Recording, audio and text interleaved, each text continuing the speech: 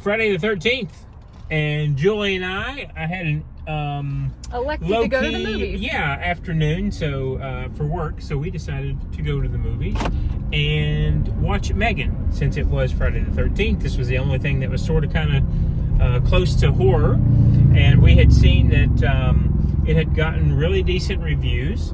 And then I want to say it's like 95% on Rotten Tomatoes right now. Experts, yeah. And Julie was kind of iffy, but then she found out she knows somebody who plays alto flute on the soundtrack, so she's like, hey, have you heard of this movie, M3GAN? I was like, yeah, I tried to get you to watch that last week. She's like, well, I want to go. So he did. He really wanted me to go see it with him last Saturday, and I thought, this sounds like a stupid robot movie. No thanks. Okay. Then I totally changed my mind and totally wanted to go see it. That's what I was getting ready when you said that. I was like, I thought a little bit of the same thing, although when you read it, it says it's mystery, suspense, thriller, and then horror. So I thought, okay, well, maybe, we'll get something a little bit in between. It's a little bit original. I think we did get originality. I think some of it played off of the original Chucky back in the day, but they did a really nice job of... I definitely felt like it paid homage to Chucky, especially there at the end. If you're Chucky fans, I think you'll love it. Let's try not to give away too many spoilers. Yeah, because it is brand new. Let's just start off by rating it. Okay. This is the first movie we have seen in theaters in 2023. I'm going to have to give it more points after we were sitting there watching just the closing credits, having no idea. Julie and I like to go into these kind of blind. Like, I didn't even read the synopsis of what the movie was about. We had seen a movie poster back in, I think, probably late fall. And I was like, hey, I think I want to see that. And then I think we saw one preview in the movie theater because Julie and I don't watch cable TV. And said, I think that might be a little bit interesting. But, so sitting there, we saw that James Wan was a co-writer. So that's another check there. James Wan, Jason Blum. And Jason Blum. We're all about it. So we'll watch. Usually. But yes, okay. I'll say the first or the only, maybe one of the only few things that I thought was, this is a 2-hour movie. That was the only thing that might get a couple of, not points, but maybe fractions of points off. Too long for you? 2 hours. I don't know if too long is the right phrase, but it took a while for the action to build, and so I was getting a little bit worried because Julie will give a movie at home 20 to 25 minutes. And if we've not set up the atmosphere and we've not gotten a little bit of a clue about what may be coming, surprises are good. If I'm still wanting to reach for my phone to entertain myself after 20 minutes, I'm not into the movie. So I was going, because it starts out straight drama. I mean, just a straight drama, which is not something that Julie likes. So I was going, I'm not really sure how we're going to play this. Now, I knew she liked Allison Williams, who plays the lead. We watched her in a horror movie on Netflix a year and a half ago, 2 years. It was the one about the cello. You remember they were? Yeah. She was a. I knew her from somewhere. Yeah, you recognized her face. Anyway, solid B. I'm not sure if I would give it. I don't know if I would dip it into the A's, but it is a solid B plus movie. I felt Julie and I were holding hands through a lot of the movie, but I was getting a little clammy. The way they do this, I was squeezing whenever I got scared. The AI stuff, though, is what I mean. Julie found out it is played by an actual girl who plays M3GAN. This I forgot what she said. The third module of what her name stands for something. And they do an excellent. I don't know if it's green screen, probably. Or she wears a green mask, but the eyes are really just what makes it creepy. So you have this undertone the whole time, even though she is this tremendously little proper educational American Girl doll. Yeah. It'll just cut to a scene where you don't feel well, like learning that her charging pad makes her sit up and just watch you all night while you're sleeping or trying to sleep while she charges. It was little things that they set it up in the beginning where it just kind of created a really nice atmosphere of being creepy, not overly scary, but it did build on itself quite nicely. What about you? It gave me a lot of nostalgia, and I'll tell you, probably most people aren't going to follow the breadcrumbs here, but I was obsessed with a movie that came out in the 90s called The Little Princess. Okay. And it was about a girl back in World War II, I believe. Her father, she's English, and her father was being sent to fight in World War II, or One, I really can't remember. So he buys her this beautiful, expensive doll and then takes her to like a all-girls boarding school and drops her off. And the girl is going through the emotions of, you know, being abandoned. Her mother was already dead and abandoned by her father, and all she had left was this doll that she was attached to. But if she was being in a school, she had all these friends that, you know, she made this connection with. But for some reason, this doll, the way it was dressed, the little pussy bow that it was wearing, the little skirts and the tights and the little Mary Jane shoes, it reminded me of the Little My Little Princess, A Little Princess. It reminded me of this movie. And just the weird way that children can form bonds with things that aren't real. Of course, this doll had been programmed with such a high level of intelligence.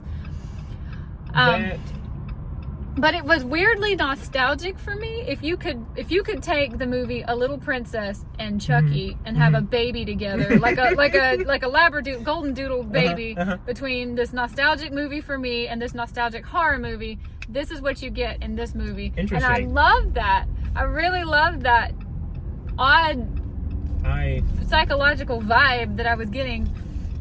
I was going to comment on that, and I'll say two things, and I cannot remember the movie. When you said, I got whiffs of nostalgia too, not with just Chucky, but and I hate myself right now. I cannot think of the name of the movie. Macaulay Culkin was in it. It was his first role. They're all screaming at us right now, as an antagonist. And I don't remember if he gets adopted, but anyway, he's the evil person in this. I got vibes of that. Why can I not remember that name? Anyway, The Good Son or something like that. Isn't it weird? This movie feels kind of underlying level of nostalgia for some. and Allison, so I think Allison is your age or right around your age. So she's a toy collector. She works for a tech company that's making new toys, and so she designs this. She's a very brilliant code writer and things like that.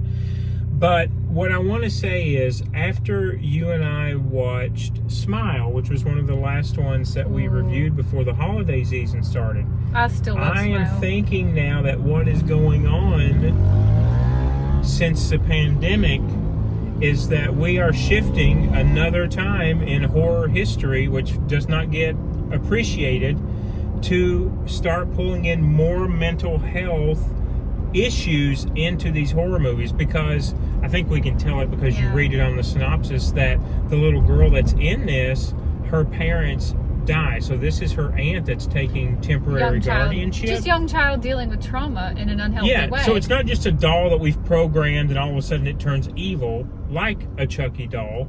This really, I mean, if you sit back and think about it, and it took me a couple of minutes to do that, it's still, you're dealing with trauma. And the doll even admits at one point that Allison did not write for her on how to deal with it, but then you realize immediately that, well, if that's the case, she's programmed with this high-tech GPS and all this internet capability. She learns it herself, and that's kind of the first time where Allison's like, you need to power off, and she starts kind of questioning, well, why do I have to do that? So, yeah, these new themes, newish themes, I guess, and in horror, I like it. There's been, I loved the horror movie that we didn't review on our channel, Last Night in Soho.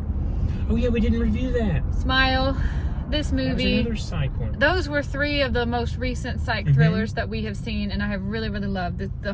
This shifting trend towards a focus on mental health has made these horror movies hit home for me in ways that horror movies maybe didn't used to, where it was a babysitter and a slasher killer, or going off to the cabin in the woods and there's a crazy man or a crazy, sometimes those movies felt like the kinds of things that could never happen to me in real life.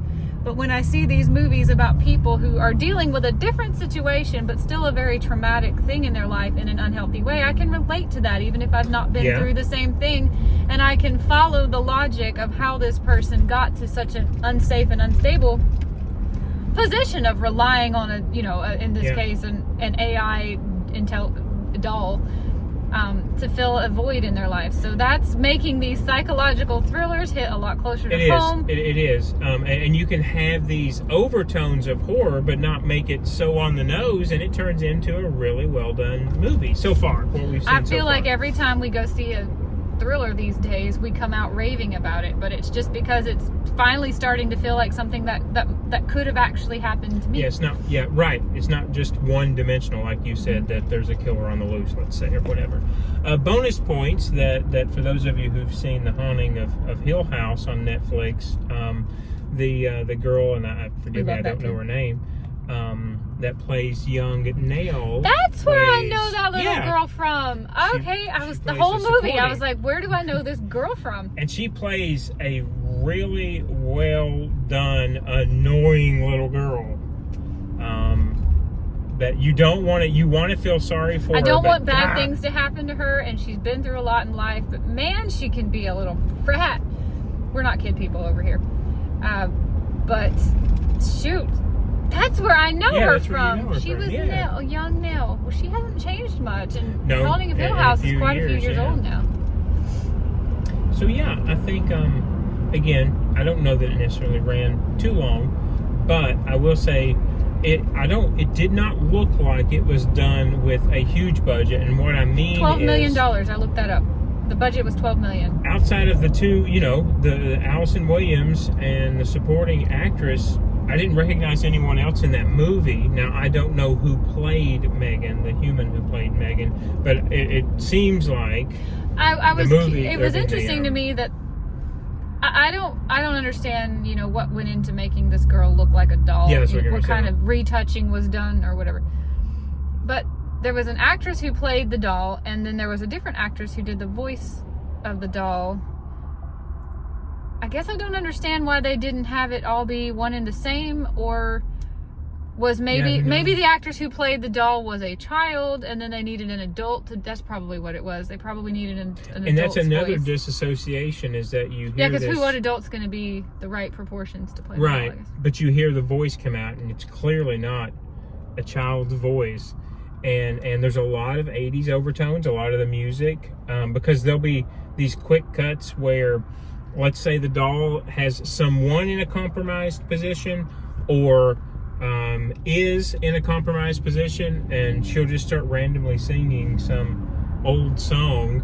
But Julie found out I guess we didn't mention it's also a smidge of black comedy. Yeah, the director you found. Yeah, they specifically chose the director because they knew he could put a little bit of a comedic spin on it, which was a nice. And there were some chuckles in the audience. Yeah, there was a couple of times.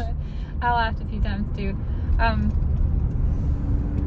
It was well done. Really enjoyed it. Just did not once think about my phone. My mind did not wander out of the movie. I was not bored, even though I would say a lot of parts of it were probably kind of predictable. How many times can you do that's true, a crazy murdering doll? Right? Robot. But it still was it was a really nice fresh take on a house that's completely run on everything being smart.